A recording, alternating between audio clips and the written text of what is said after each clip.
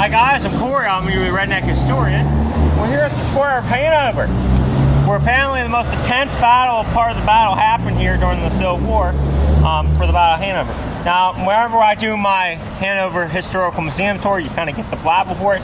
I might have to do something I never do before. I might split that in two. But now we're at the heart of the battle according to that map.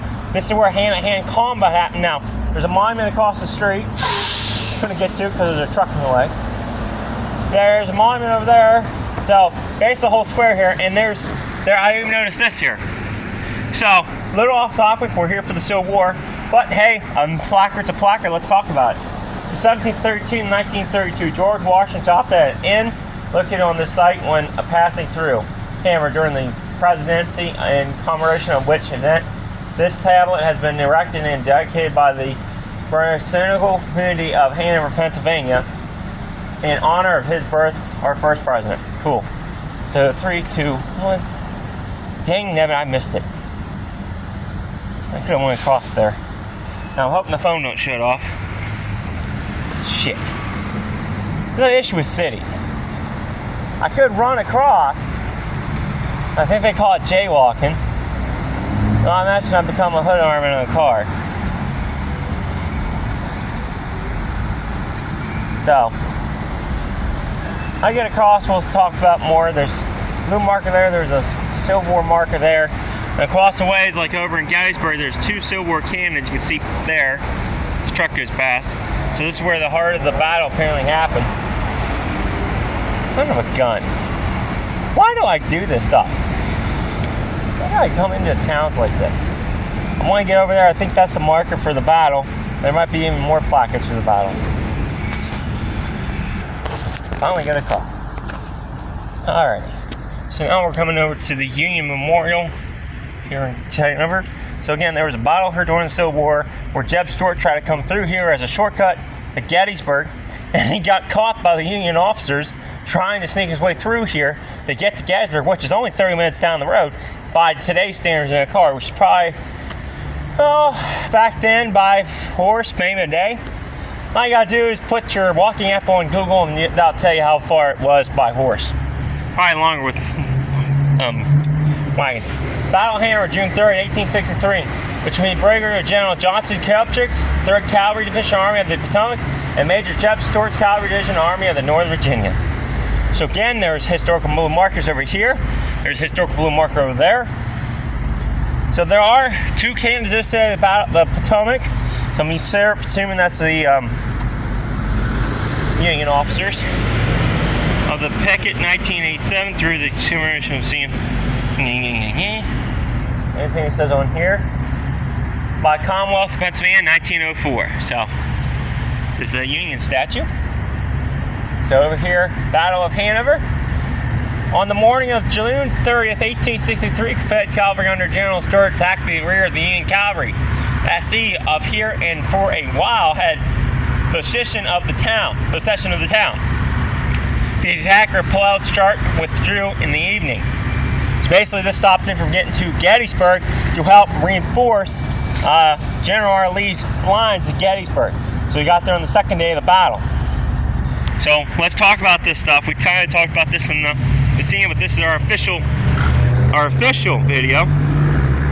Because on the map, this says this is where hand-to-hand combat happened. So that means face-to-face with barbed swords and stuff like that.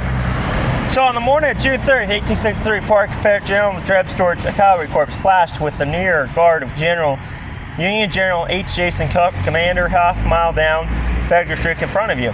The 18th Pennsylvania Cavalry retreated past here before General Ellen J. Forson counterattacked with the 5th New York Cavalry. As the Confederate fell back southward, Kilpatrick returned to Albertstown Road from the north and barricaded the street around you. For much of the day, each side exchanged cannon volleys. Later in the afternoon, Stuart withdrew to the northeast to search for Confederate General Robert E. Lee's army. Cutler reported 19 federal troops killed, including 2 officers and 178 wounded or missing. Confederate casualties likely were more than 150.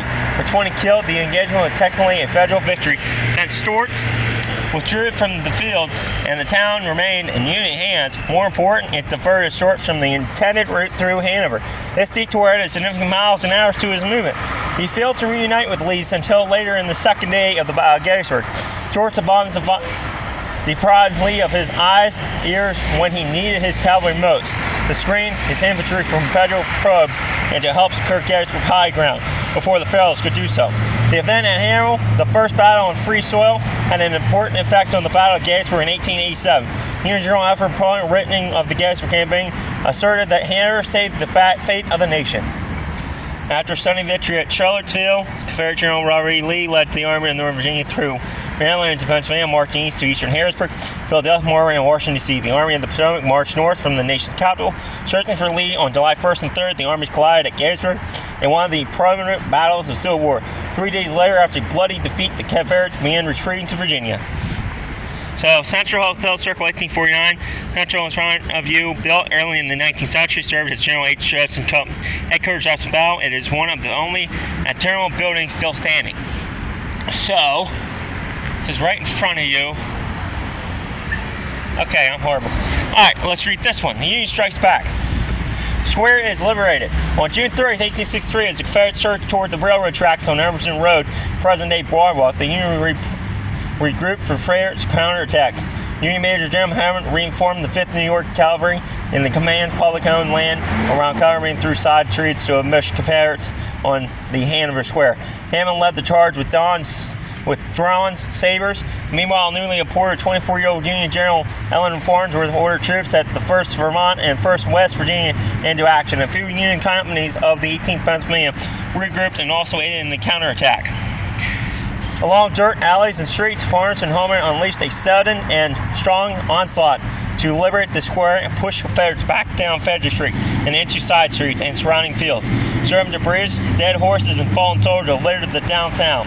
After hearing rusting artillery shells at the beginning of the battle, Union General H. Judson raced his command some 6 miles from near Albertson back down to town to help block any further Confederate advance.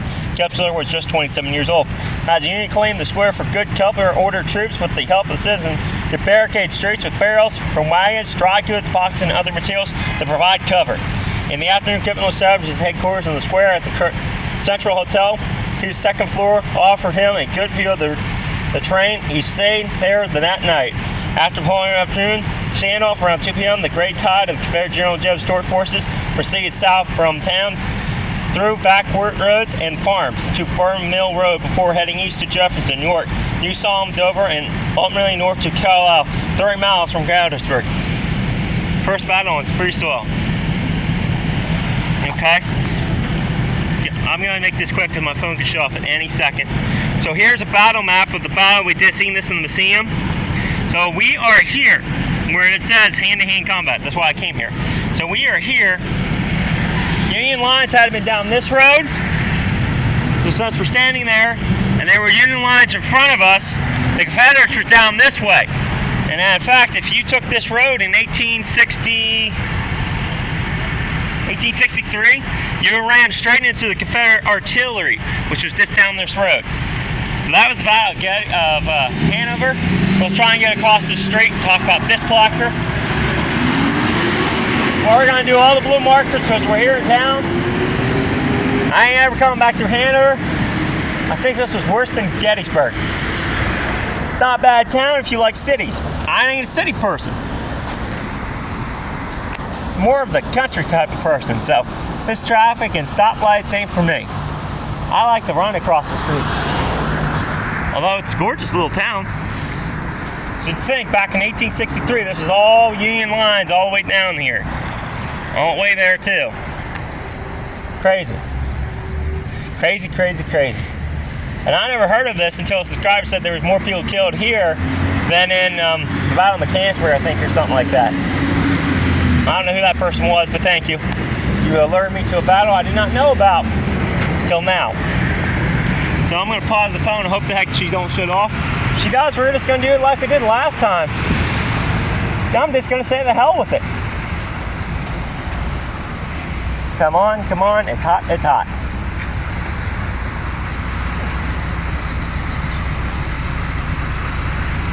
I stand over here in the shade. Pause you and hopefully you don't. Okay, so far so good. Market House stood on this square from 1815 to 1872. Under the market at one end was the jail equipped for fighting fires was kept here. Fairs and other public events were held under this roof. So the marker was here. Nothing on that. Let's head over to the other side of the street.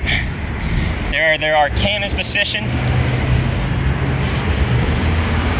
And then back to my truck. It is 92 degrees out.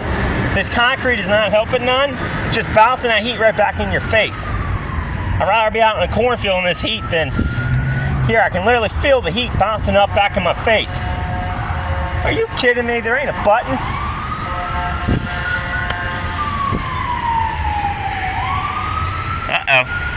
Anyways, Union lines would have been where those cars are. And like I said, I'm gonna cross on the street. If you head down this road here, you would have ran right into the Confederate artillery, which would have fired this direction. I can't remember where the map said that the Union officers had. They were down this line and that line too. Pretty cool. Let's just see if this turns. Trying to stay in the cool shade here. So now we cross the road, maybe a little. But I don't care. I'm not sitting there. There's no button to push. Come on, Hanover. All right, so here's the monument I was talking about.